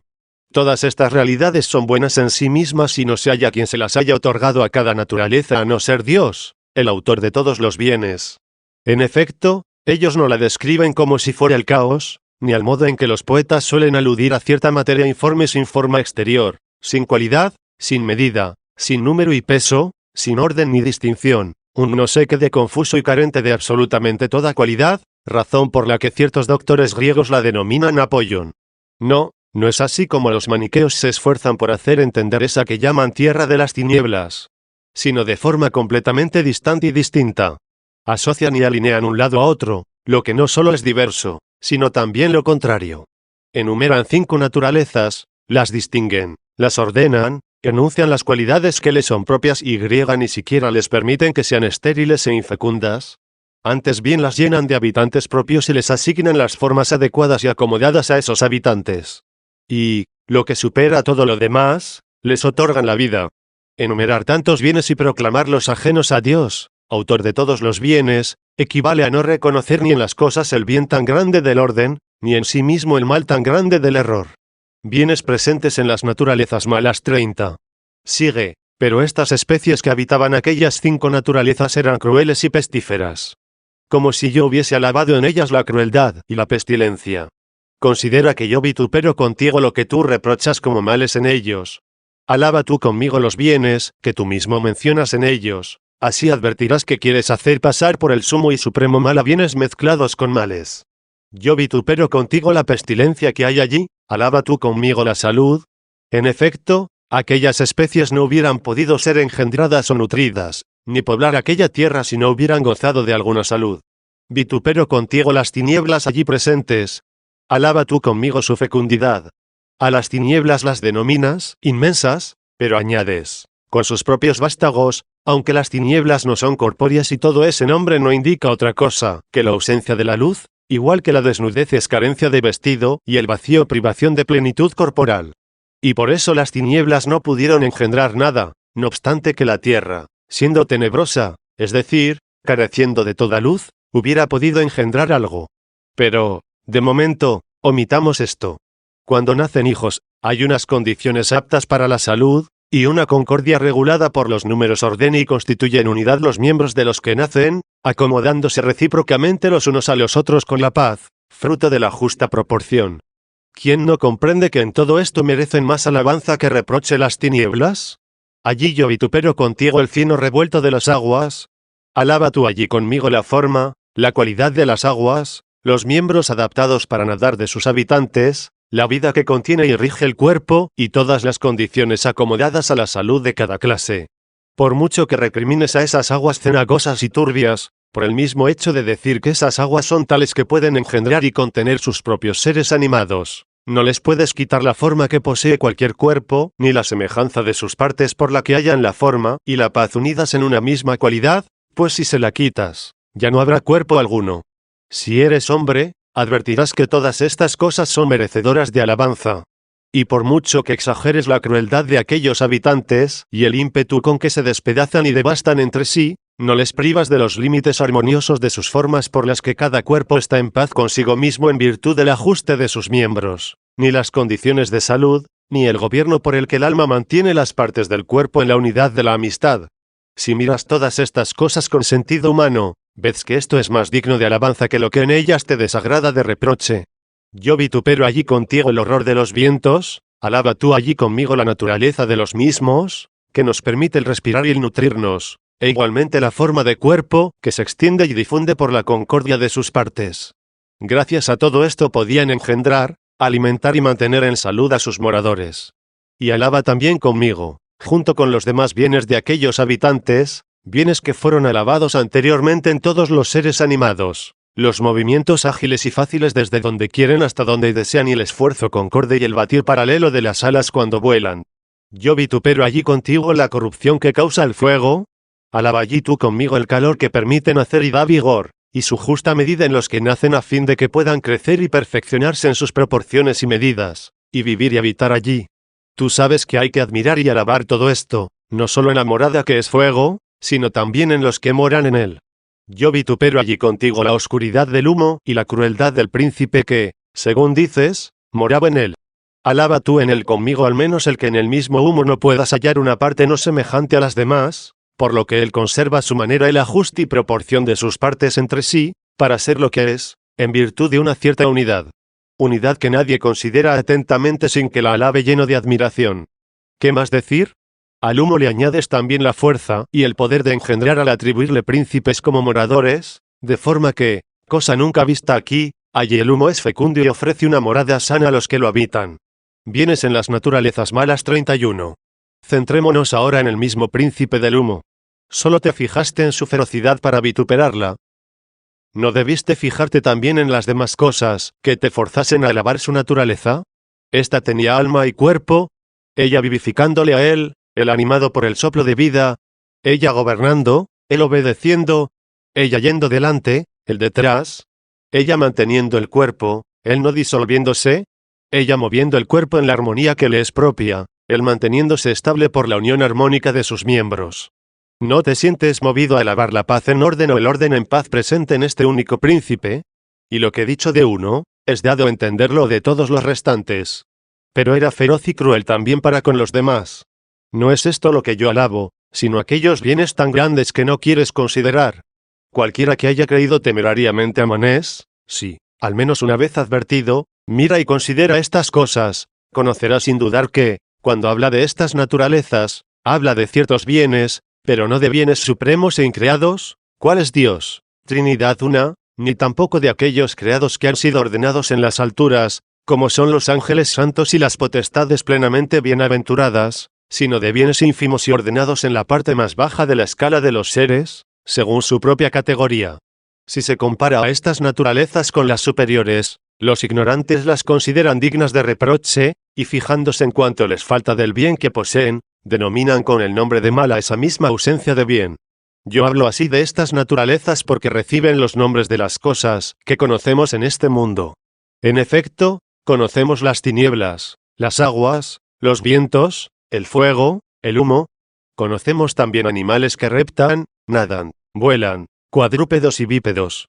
A excepción de las tinieblas que, como dije, no son otra cosa que la ausencia de luz, que las perciben los ojos, no porque las vean, como también los oídos perciben el silencio, pero no porque lo oigan, no porque las tinieblas sean algo, sino porque no hay luz, así como tampoco el silencio es algo, sino carencia de sonido.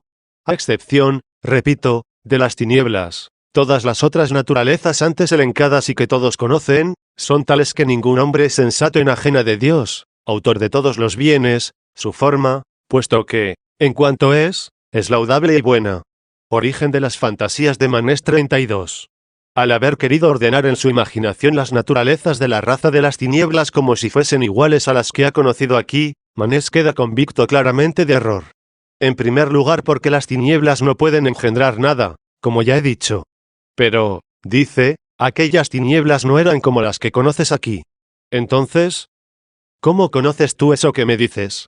¿Acaso, mal charlatán que prometes doctrina, me obligas a creer? Suponte que creo. En cualquier caso, creo que si no tenían alguna forma, como no la tienen estas tinieblas, nada pudieron engendrar. Sí, por el contrario, la tenían, eran mejores. Tú, sin embargo, al decir que no eran como estas, deseas que se piense que eran peores. Podrías decir también que el silencio, que es al oído lo mismo que las tinieblas a los ojos, engendró allí algunos animales sordos o mudos. Así, si alguien te dijera que el silencio no era una naturaleza, responderías, pero no se trata de un silencio como el de aquí, para decir absolutamente lo que quisieras a los que ya habías engañado una vez para que te creyeran. Lo que le indujo a imaginarse que las serpientes nacen en las tinieblas, pudo advertirlo bien en los primeros momentos tras su nacimiento. Pero hay serpientes que tienen una vista tan aguda y gozan tanto de la presencia de la luz, que este dato parece convertirse en el más definitivo testimonio contra él.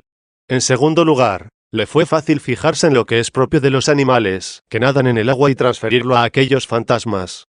De igual manera hizo otro tanto con los que vuelan en los vientos, puesto que se llama viento a la fuerza de este aire más denso en que vuelan las aves. En cambio, ignoro cómo le pudo venir a la mente el poner los cuadrúpedos en el fuego. No lo digo sin más ni más. Pero le faltó atención y erró en demasía.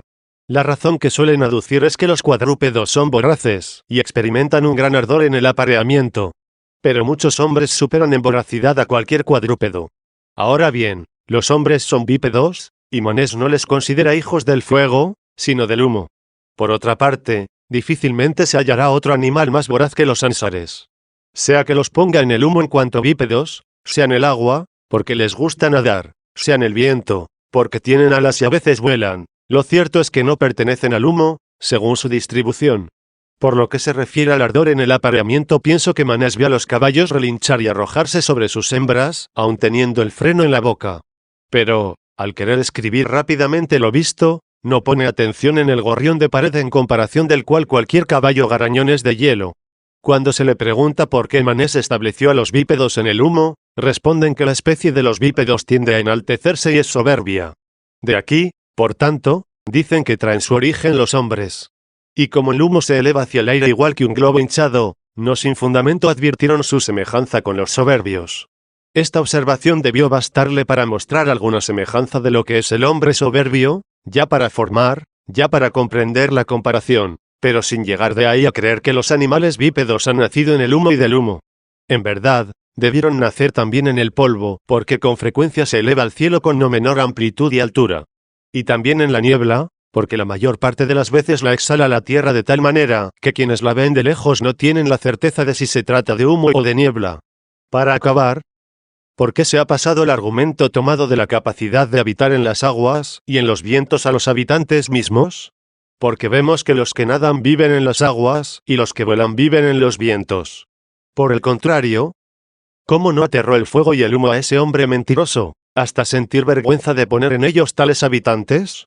No podía poner nada más absurdo. En efecto, el fuego hace arder y corrompe al cuadrúpedo, y el humo ahoga y da muerte a los bípedos. Al menos aquí se ve obligado a confesar que según él esas naturalezas eran mejores en la raza de las tinieblas, donde quiere que se crea que todo es peor, pues allí el fuego producía a los cuadrúpedos, y los nutría y contenía sin daño para ellos o incluso con gran provecho. De igual manera el humo había producido y contenía no solo sin molestia, sino incluso otorgándole la vida y la indulgencia hasta concederle al principado a los bípedos engendrados en su seno clementísimo. Así se manifiesta que esas mentiras, concebidas por la observación de las cosas que se ven en el mundo, pero con un sentido carnal poco atento y poco perspicaz, y paridas con la imaginación y sacadas a la luz y escritas con temeridad, han aumentado el número de los herejes. Toda naturaleza en cuanto tal es buena. 33. Pero se les ha de impeler, sobre todo de una manera, a que comprendan, si son capaces, con cuánta verdad se dice en la católica que Dios es el autor de todas las naturalezas.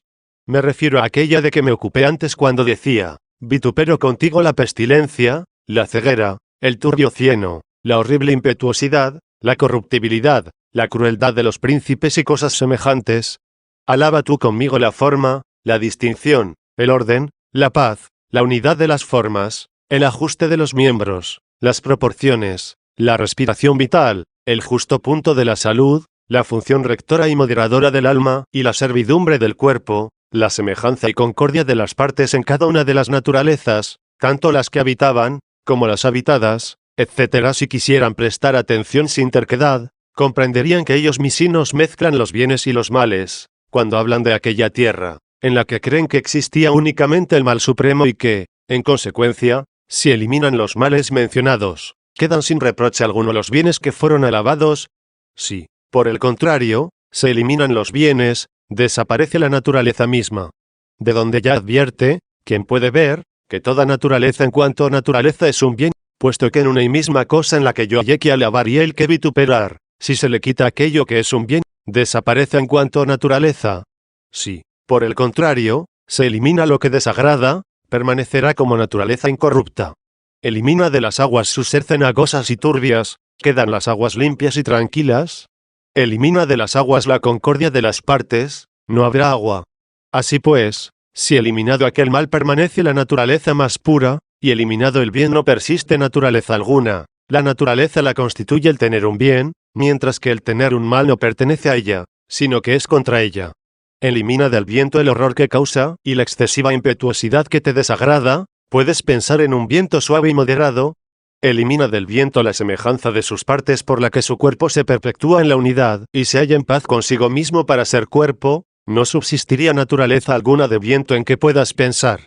Es cosa de nunca acabar al seguir con otras naturalezas, pues es evidente para quienes juzgan sin partidismos, que cuando los maniqueos mencionan estas naturalezas les añaden ciertos vicios que las hacen desagradables y que, si los eliminamos, las naturalezas siguen existiendo y mejores.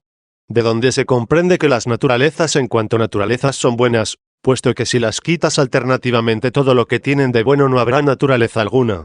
Fijaos también, quienes queréis juzgar rectamente, en aquel príncipe feroz. Considerad cuántas cosas dignas de alabanza le quedan, si se le priva de su ferocidad, la estructura del cuerpo, el ajuste de los miembros de una y otra parte, la unidad de su forma y la paz de sus partes unidas entre sí, el orden y la disposición del alma que gobierna y del cuerpo que obedece y es vivificado.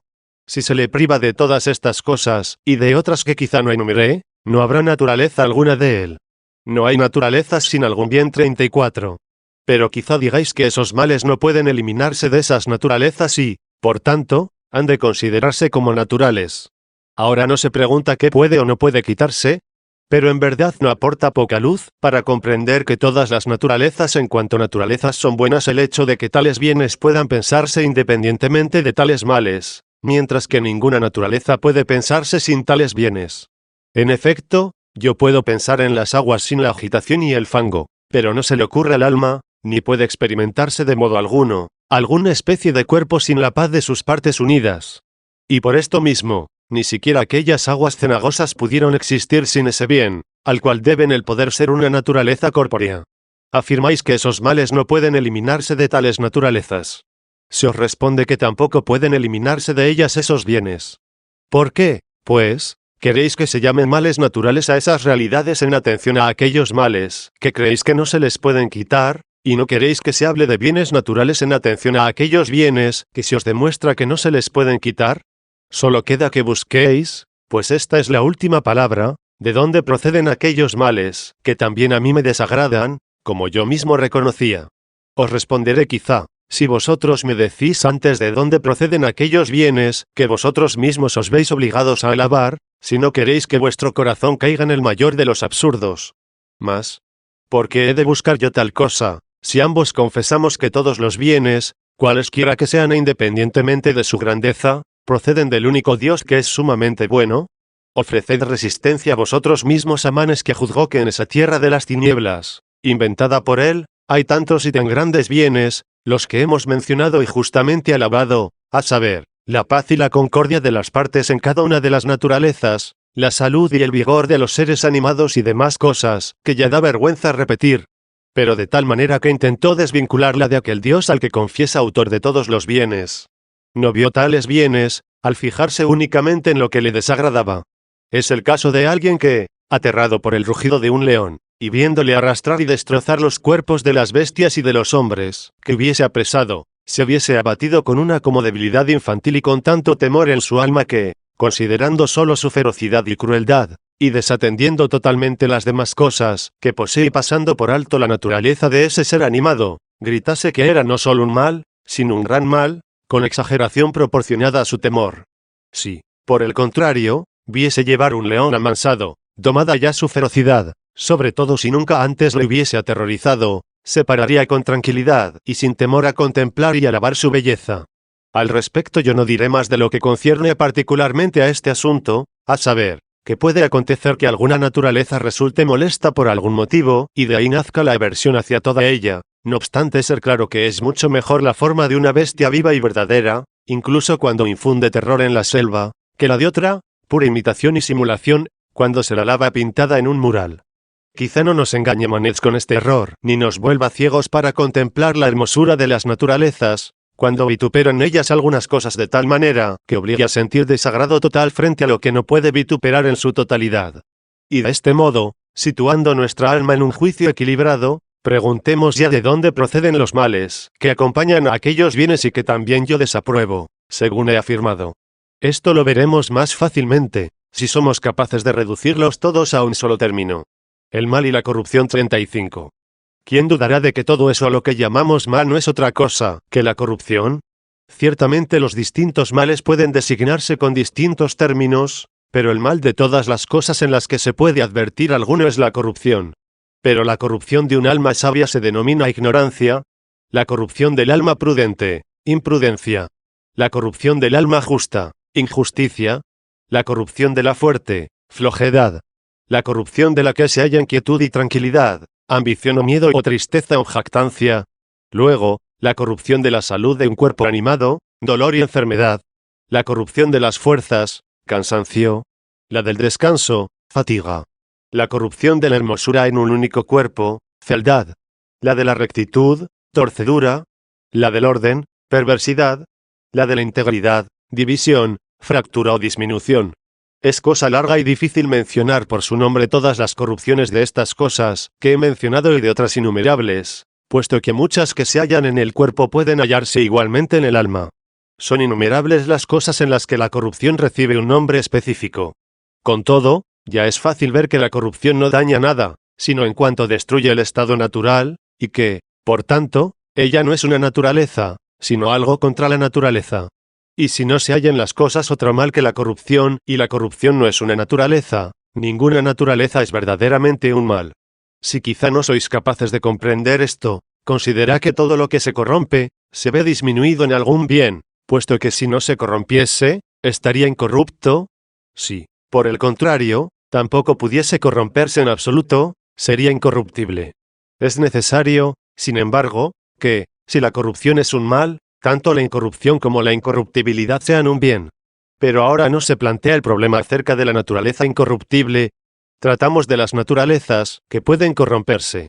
A estas, mientras están sin corromperse, se las puede llamar incorruptas, pero no incorruptibles. En efecto, únicamente se llama con propiedad incorruptible a lo que no solo no se corrompe, sino que tampoco puede corromperse en ninguna de sus partes. Por tanto, cualesquiera naturalezas que se mantengan incorruptas, aunque puedan corromperse, cuando comiencen a sufrir la corrupción, por ese mismo hecho se ven disminuidas en aquel bien por el que eran incorruptas, un bien ciertamente grande, porque la corrupción es un gran mal. Y cuanto sea el tiempo en que la corrupción puede aumentar en ellas, tanto es también el tiempo en que poseen el bien en el que pueden disminuir. En consecuencia, aquellas naturalezas que, según la imaginación de Manes, existían en la tierra de las tinieblas, o podían corromperse o no podían, si no podían, eran incorruptibles, bien mayor que el cual no hay otro. Si podían, o bien sufrían la corrupción o bien no la sufrían. Si no la sufrían, se mantenían incorruptas, lo que vemos que no puede afirmarse sin que sea objeto de alabanza. Si, por el contrario, la sufrían, veían que les disminuía su gran bien. Si disminuían en esos bienes, poseían un bien que les disminuía. Y, si tenían un bien, aquellas naturalezas no eran el sumo mal, y toda la fábula maniquea resulta una falsedad. Origen del mal, es decir, de la corrupción 36. Mas, después de haber preguntado qué es el mal, y haber conocido que no es una naturaleza, sino algo contra la naturaleza, es lógica la pregunta por su origen. Si Manés se la hubiese hecho así, quizás se hubiese deslizado menos por las estrecheces de tan gran error. Él preguntó por la procedencia del mal en el orden y momento indebido, puesto que no se había hecho antes la pregunta sobre qué era. Por eso, al hacerle no le pudieron salir el encuentro otra cosa que vanas imaginaciones, de las que un alma alimentada abundantemente mediante los sentidos de la carne con dificultad podía librarse.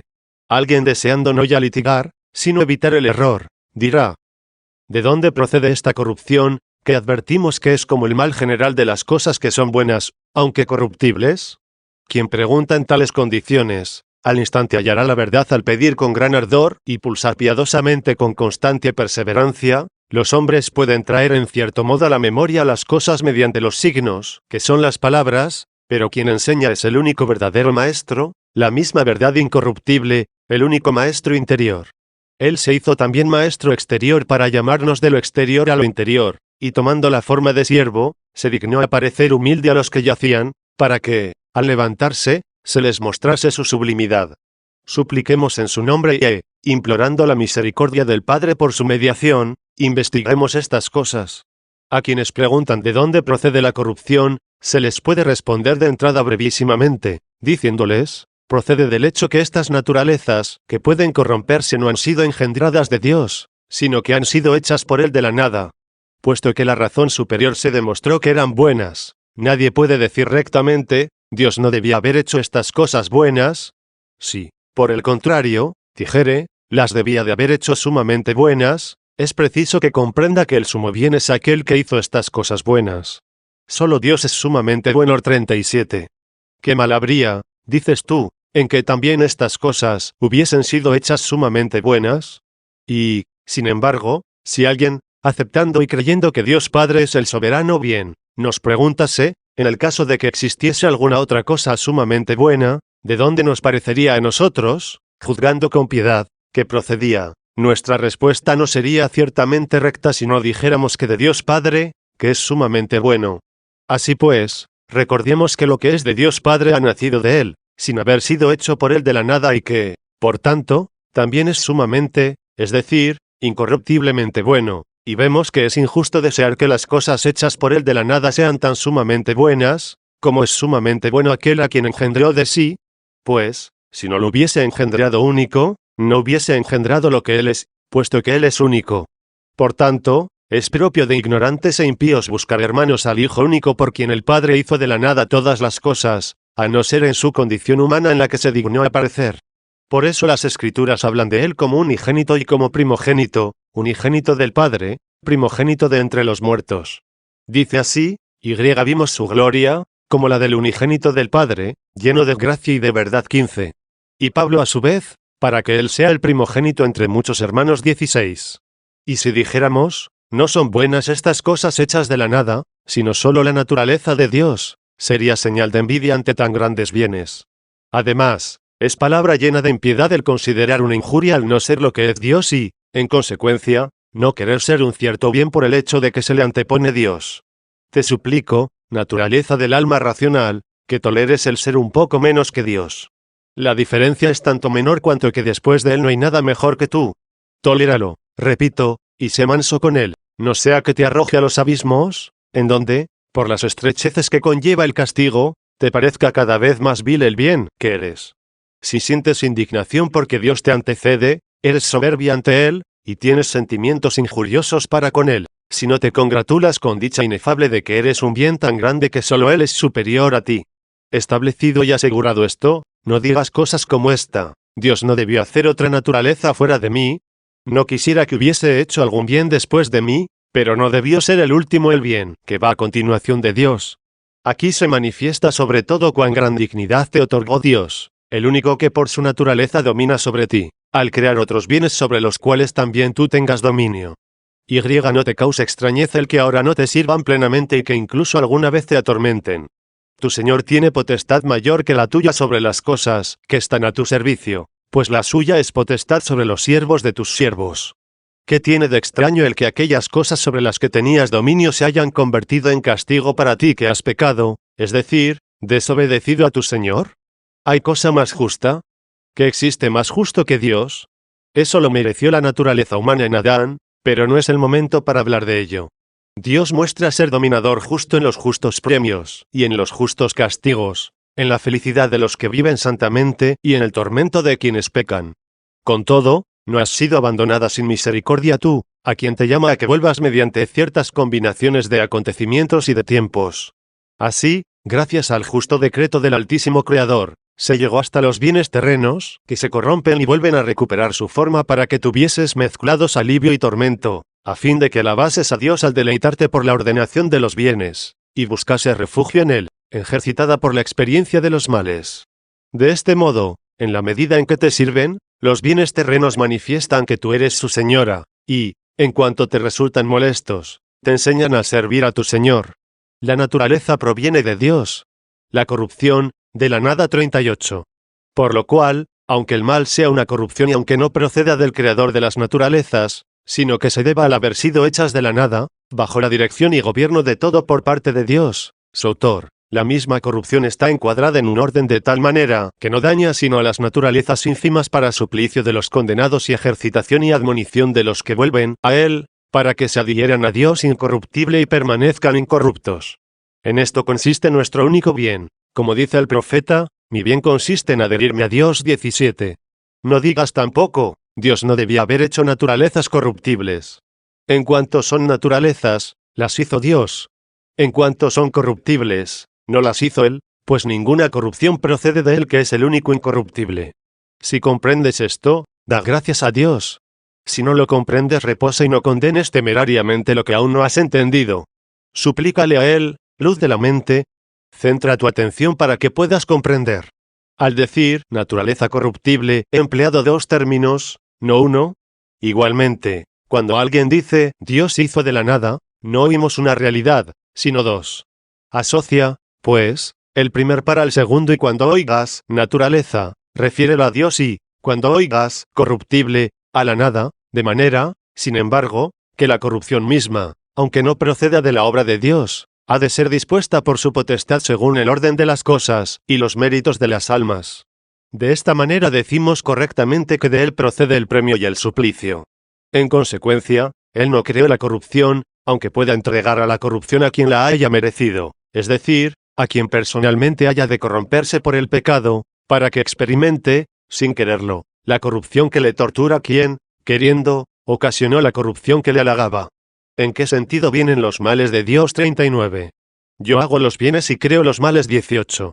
Estas palabras no están escritas solo en el Antiguo Testamento, sino también, aún más claramente, en el Nuevo. En él dice el Señor: no temáis a quienes dan muerte al cuerpo, y no pueden hacer más. Temed más bien a quien, tras haber dado muerte al cuerpo, tiene poder para arrojar el alma al infierno. 19. El apóstol Pablo atestigua con toda evidencia que a la corrupción voluntaria se añade por juicio divino una corrupción punitiva, cuando dice: el templo de Dios es santo y ese templo sois vosotros. A todo el que corrompe el templo de Dios, Dios lo corromperá a él. 20. Si esto estuviera escrito en el Antiguo Testamento, ¿qué invectivas no lanzarían los maniqueos contra Dios, acusándole de corruptor? Temiendo tal término, muchos traductores latinos no quisieron poner corromperá, y pusieron Dios le hará perecer, y sin desviarse del contenido evitaron la dificultad que ofrecía el término. Pero los maniqueos no se desatarían menos en denuestos contra el Dios que hace perecer si esas palabras las hallasen escritas en la ley antigua o en los profetas. Los ejemplares griegos los declaran convictos.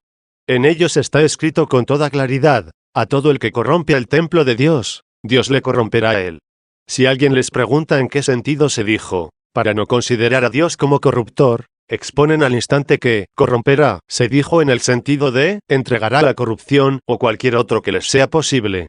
Si tuviesen esa misma actitud frente a la ley antigua, comprenderían en ella muchas cosas dignas de admiración y, si aún no las hubiesen entendido, no las lacerarían con odio, sino que diferirían su examen, pero siempre respetándolas.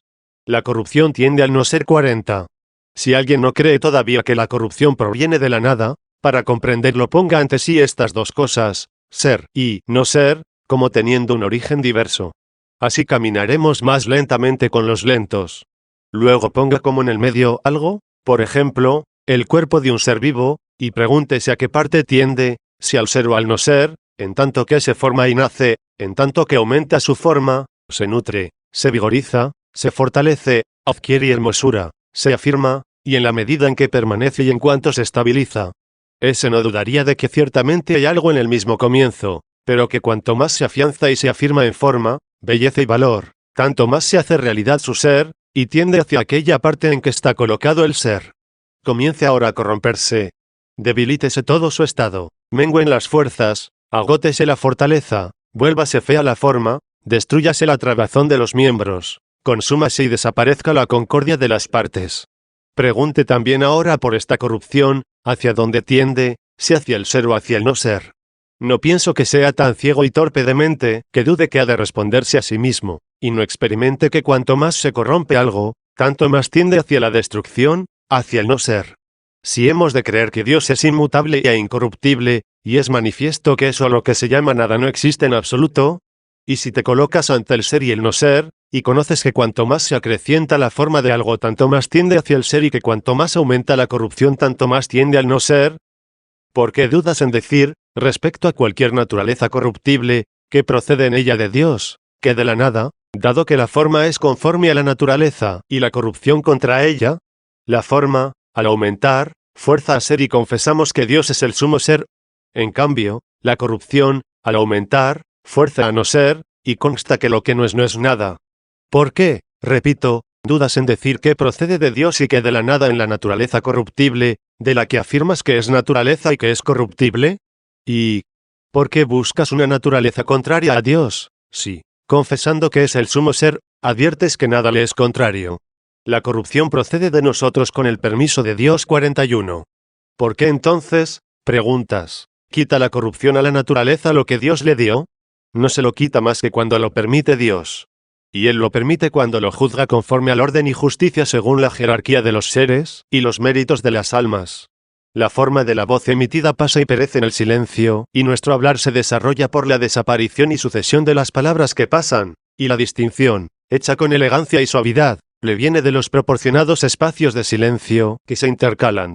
Tal es el caso también de la hermosura ínfima de las naturalezas temporales, se hace realidad mediante el pasar de las cosas, y la distinción la establece la muerte de los que nacen.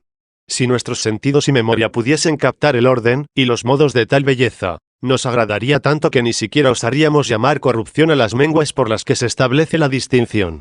El hecho de que nos causen fatiga en una parte de su belleza, cuando nos abandonan las cosas temporales que fluyen y a las que amamos, es un cumplir el castigo por el pecado y una invitación a amar las realidades sempiternas. Exhortación a buscar el sumo bien. 42. No busquemos, pues, en esta hermosura lo que ella no ha recibido. Es ínfima precisamente porque no ha recibido lo que buscamos. Alabemos a Dios en el bien que recibió, dado que, aún ínfima, Dios le otorgó el gran bien de la forma. No nos adhiramos a ella como sus amantes, antes bien traspasémosla en cuanto loadores de Dios, paracine, situados sobre ella, la juzguemos a ella en vez de ser juzgados por ella, si nos mantenemos unidos a ella. Apresurémonos por llegar a aquel bien que ni va de un lugar a otro, ni se desarrolla como el tiempo y del que recibe en su forma exterior e interior todas las naturalezas sujetas al lugar y al tiempo. Para verle, purifiquemos el corazón por la fe en nuestro Señor Jesucristo que dijo, Bienaventurados los limpios de corazón, porque ellos verán a Dios. 21. Para contemplar tal bien no es preciso disponer los ojos con los que vemos esta luz, que se extiende localmente, aunque no íntegra en todas partes, pues en un lugar tiene una parte, y en otra. Purifiquemos aquella mirada por la que se puede ver, en la medida en que es posible en esta vida, lo que es justo y piadoso, y cuál es la hermosura de la sabiduría. Quien ve estas realidades unas antepone con mucho la plenitud de todos los espacios locales, y experimenta que para verlos no se extiende por ellos la mirada de su mente, sino que queda fija por su poder incorpóreo. Conclusión 43. Dado que las fantasías que nuestro pensamiento remueve y almacena, extrayéndolas de los sentidos carnales por la imaginación, son grandes enemigas de esta visión espiritual, detestemos esta herejía que, otorgando fe a sus fantasías, no solo dislocó y extendió por espacios, aunque infinitos, la sustancia divina, cual si fuera un enorme mole, sino que también la truncó por una parte, a fin de hallar un lugar para el mal. No pudo ver que el mal no es una naturaleza, sino algo contra la naturaleza. Al mismo mal lo adornó de tal hermosura, de las formas y la paz de las partes, que vigen cada naturaleza, porque sin estos bienes no podría pensar en ninguna naturaleza, que los males que en ella vitupera quedan sepultados por la abundancia de bienes. Acabe aquí este volumen. En otros libros, si Dios lo permite y me ayuda, rebatiré los restantes delirios de Manés.